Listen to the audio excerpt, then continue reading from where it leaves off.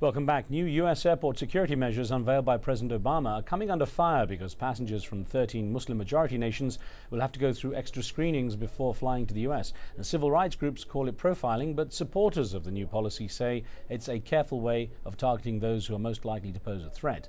Discussing the issues it raises, I have Christopher Calabrese of the American Civil Liberties Union, who's been fighting the practice of government collecting data on individuals, and Zohra Atmar, an Afghan-American who works for a contractor that advises the U.S. Department of Defense on issues related to Afghanistan and Pakistan. And on the phone from California, we have Marsha, who's been waiting patiently. Thank you, Marsha. Hi, Mr. Khan. Thank you very much for your wonderful program. Thank you. There was something missing in your discussion about this new law, which somebody called and said the most of these terrorists or suspected people, they are coming from England. But the point is, they don't care about the passport you carry with you. They look at the original country that you were born. For example, if somebody was born in Pakistan and lived for 50 years in England, those are also suspects because they were born in Pakistan or Saudi Arabia. This was missing. That's a very, very good point, Marsha. Thank you for that. And actually, that's an interesting point, Chris. The thing, I mean, I was born in Yemen, for example. Right. It was a British colony, but I know it raises eyebrows when I arrive at the airport. Right. In fact, most of the time they don't know. It just says Aden. But last time I had someone actually say, "Oh, the small colony that was," and I wonder, if the passport that a person carries is as important as the place they were born or the place they are living. How effective and how clear are the guidelines on who should be scrutinized? Well, I believe that where you are born is a very important element of it. It is factored in the same way as the passport. I mean, that's my understanding of the policy. So they are clearly looking at that. And it just does point out the sort of overall sense that where you're born or the passport you carry is really not as important as your intent. Right. And the only way you can get to that is through investigative techniques. Is through intelligence collection and actually targeting particular individuals with bad intent, not by looking at whole nations of people. That's a key point, actually, Zohra, that people say that those recruited into the TSA, the Transportation Security Administration, here in the US, are not as qualified or trained to identify people who, they don't have the experience, having probably never traveled abroad or having very little experience beyond the passengers of what different nationalities are like. Going through Britain or Europe, as you probably know, is a very different one. Absolutely. So what can be done on the ground here in the US to actually at least improve the quality of the screening and the speed of the screening by actually having people trained effectively? Well, it comes from exactly what you just said, effective training for screeners.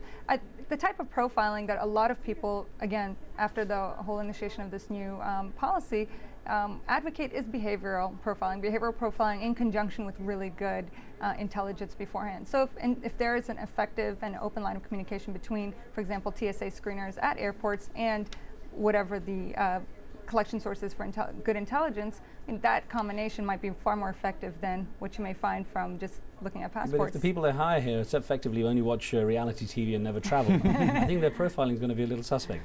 True.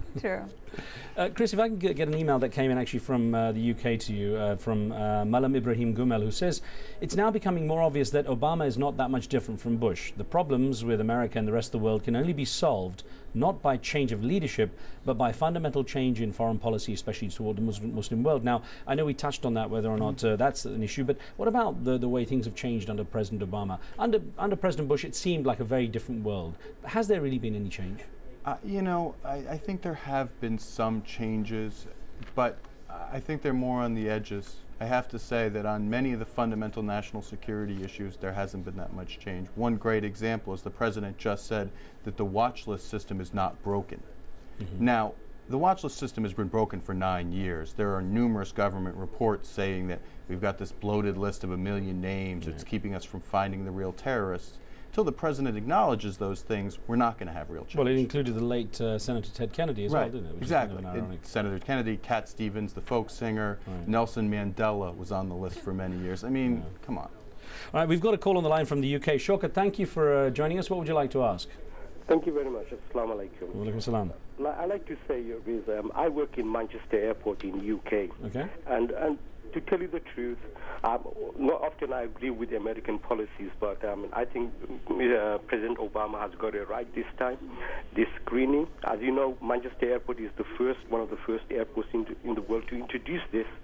And plus, I mean, it's not to kill anyone. These measures are taken to save lives, even Muslim lives. Of course, Shaukat, yeah. Let me ask you something, Shaukat. While I have someone of your experience and what you do on the line, how effective do you think are the people, your colleagues, not judging you obviously, but how effective do you think is the recruitment strategy to make sure those at the airport, such as yourselves, are good at doing their job and noticing who might be a potential threat? Well, good question. It is very effective. I know what Muslims are fearing is through suspicion and through, targeting Muslims, but it is not. It is basically to safeguard people, and plus, the thing is, one needs to know. You see, I think if it was under Bush and Blair, they would have taken tougher measures like, with Mr. Blair. He jailed people in Belmarsh just through suspicion. Right. Well, thank you. It's an interesting point you make, Shaukat. Thank you very much for that contribution. It was good to have someone who's in the industry there as well, Chris. And I wonder, effectively, what are the next steps? I mean, we have lists now, we have certain ways of screening, but really, what can be done now to make people feel confident about travel? Do you expect the rate of travel to decrease because of what's happening? I don't know whether the rate of travel will decrease. I will say that I think in terms of increasing effectiveness, one of the key things would be to reduce the watch lists. Focus them on people who you have actual intelligence about. That lets you decide focus on the true threats. There will also need to be a long-term evaluation of what security measures work and likely what variety of security measures work, because there's no one magic solution. Zora, about 20 seconds to go. Just in your opinion, are things going to get better before they're worse before they get better? I think in the very short term, yes. But I think in the long term, what will prevail is the sanity that you see in this country and the American people's sense of justice and wanting to not violate their own ideals. Well, listen, I thank you both very much for joining in the debate and discussing these issues with us. Thank you. Thank you. And thank you for being with us. Now remember, you can follow the show on Facebook and see what we're up to there. You can give us your feedback on topics and post your questions and comments. On the next Riz Khan show, we'll mark the 5th anniversary of Sudan's peace agreement between the Arab-Muslim North and the non-Arab South. It ended one of Africa's deadliest civil wars in which some 1.5 million people died. Now join us as we examine the impact of the agreement on the lives of the Sudanese people. That's it for now. From me and the team, we'll see you next time.